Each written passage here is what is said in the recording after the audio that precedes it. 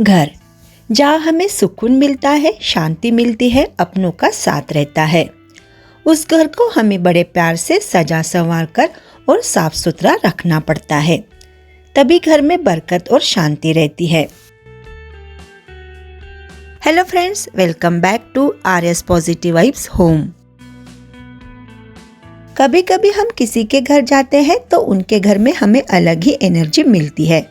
घर का हर कोना एक अलग ही छाप छोड़ता है।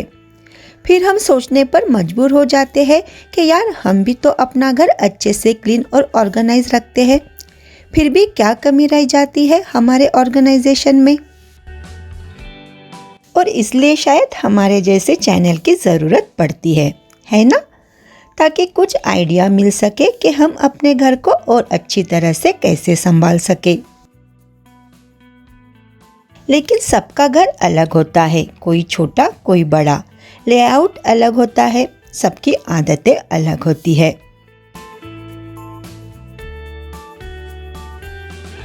अब डेकोरेटिव आइटम की ही बात ले लीजिए। हम शॉपिंग के लिए जाते हैं और हमें कुछ पसंद आता है तो वो हम ले लेते हैं। हम ये सोचते ही नहीं कि इसे रखेंगे कहाँ, पसंद आया ले लिया। वैसे सच कहूँ, मैं भी बहुत ही पैशनेट हूँ डेकोरेटिव आइटम को लेकर।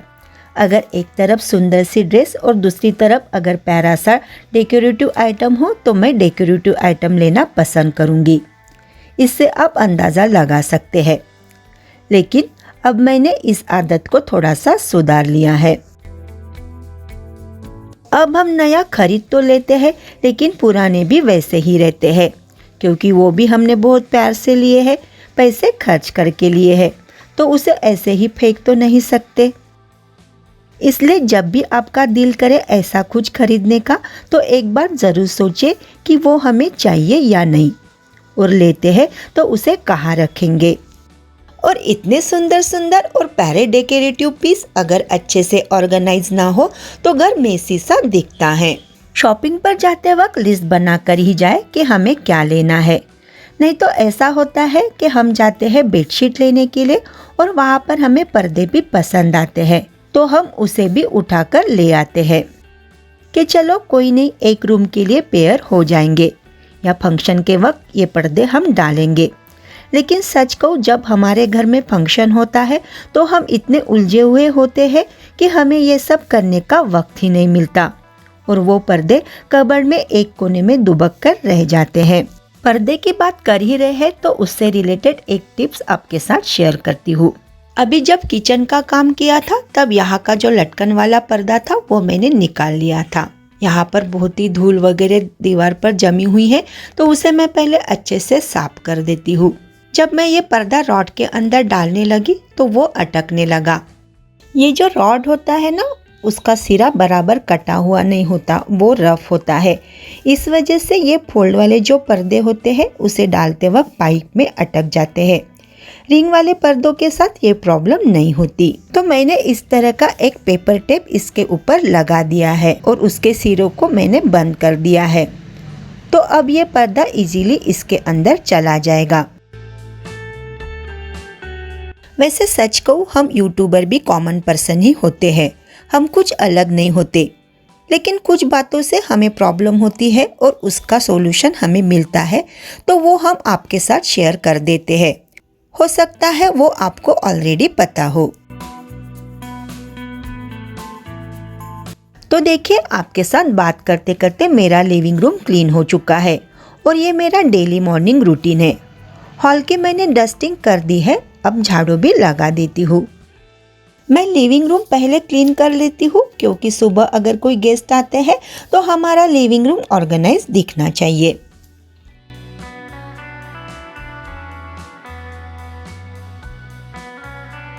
उसके बाद मैं आती हूँ बेडरूम में। वैसे तो सुबह उठते बराबर ओढ़ने वाली चादरें, ब्लैंकेट अगर हम फोल्ड करके रख दे तो आधा काम हमारा ऐसे ही हो जाता है। बाद में आराम से उसे हम क्लीन कर सकते हैं। जैसे अगर बेडशीट चेंज करनी है तो वो, या उसे झटक कर अच्छे से बिछा देना है तो वो काम।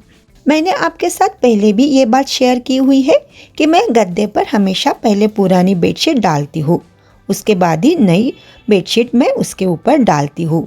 अभी ये धोने की बाकी थी इसलिए रह गई थी, अभी धोकर हो गई है तो मैं पहले ये पुरानी वाली बेडशीट डाल दूंगी और उसके बाद फिर नई वाली बेडशीट इसके ऊपर डालूंगी। एक हफ्ता हो गया है, हमारे इधर बादल बादल ही है तो बिल्कुल ठंड नहीं है, तो मैंने एक्स्ट्रा की ब्लैंकेट वगैरह सब कबर्ड में डाल दी है। बेडरूम की क्लीनिंग के बाद अब मैं आ गई हूँ किचन में। किचन में काम करते वक्त एप्रॉन ज़रूर पहने। किचन काउंटर टॉप को क्लीन करने के लिए मैं होममेड क्लीनर का यूज़ करती हूँ और इस तरह का प्लास्टिक पैकेट या डिटर्जेंट पाउडर का पैकेट जो मिले वो लेती हूँ साफ करने के लिए। देखो भाई, उसे तो फेंकना ही होता है, लेकिन अगर उसका रीयूज़ होता है तो क्या बुराई है, और इससे क्लीनिंग भी अच्छे से होती है। गीले कपड़े से पोंछने के बाद सूखे कपड़े से पोंछती हूँ। साथ में ऑयल कंटेनर, मसाला डिब्बा, इसे भी रोज साफ करना होता है।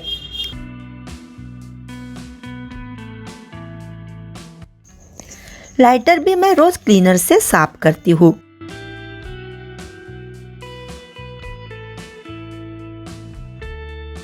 गैस स्टोव पीछे वाली टाइल्स को भी मैं रोज इसी तरह पोंछती हूँ। पहले क्लीनर डालकर अच्छे से घिस लेती हूँ, बाद में 2 बार गीले कपड़े से पोंछती हूँ। यहाँ पर मैं पुराने सॉक्स का यूज करती हूँ और लास्ट में सूखे नैपकिन से अच्छे से पोंछ लेती हूँ।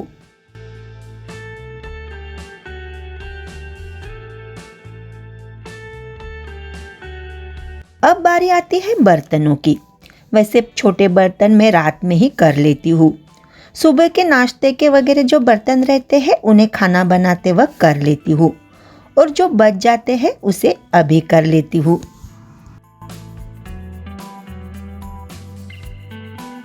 बर्तन क्लीन करके हो चुके हैं। अब जिस ऑर्गेनाइजर में सोप स्क्रबर रखती हूँ उसे भी मैं अच्छे से क्लीन कर लेती हूँ।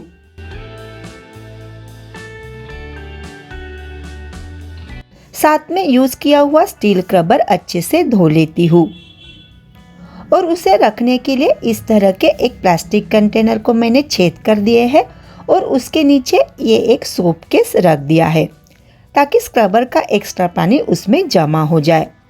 वाइपर भी अच्छे से धोकर रखती हूँ। किचन सिंक में डिटर्जेंट डालकर अच्छे से घिसकर साफ करती हूँ। साथ में नल, पीछे वाली टाइल्स को भी अच्छे से क्लीन कर देती हूँ और ये मेरा डेली का काम होता है।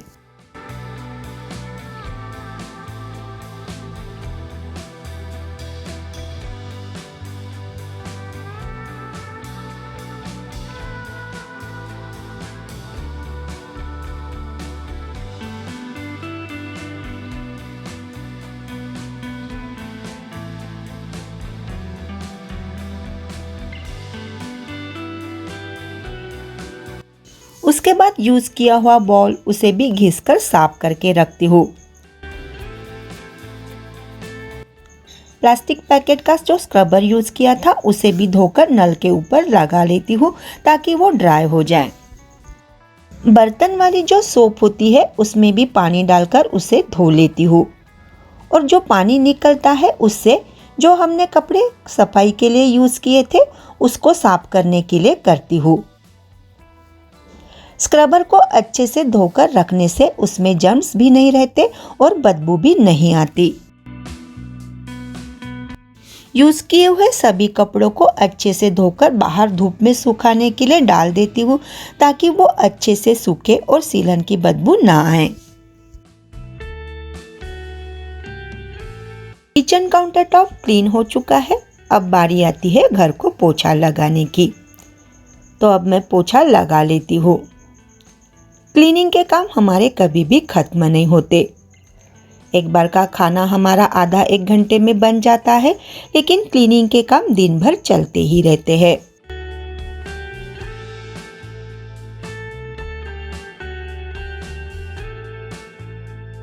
उसके बाद मैं कपड़े धो लेती हूँ। डेली के जो कपड़े होते हैं उसे मैं हाथ से ही धोना पसंद करती हूँ। पर्दे, बेडशीट, सोफा कवर वगैरह मैं वॉशिंग मशीन में धो लेती हूँ। अब डेली रूटीन का लास्ट का काम बाथरूम की सफाई। वॉश बेसिन जिसे हम रोज़ यूज़ करते हैं तो उसे रोज़ क्लीन भी करना पड़ता है। थोड़ा सा डिटर्जेंट पाउडर डाल के घिस लो तो वो साफ हो जाता है।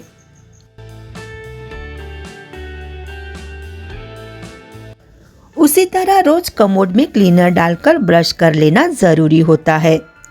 ये काम मैं रोज नहाने से पहले कर लेती हूँ। तो फ्रेंड्स, इस तरह से मेरा डेली का क्लीनिंग रूटीन होता है। नहाने के बाद खाना खाकर मुझे रेसिपी भी शूट करनी होती है।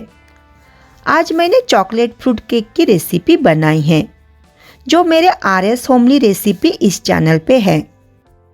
उसके बाद एडिटिंग का काम होता है।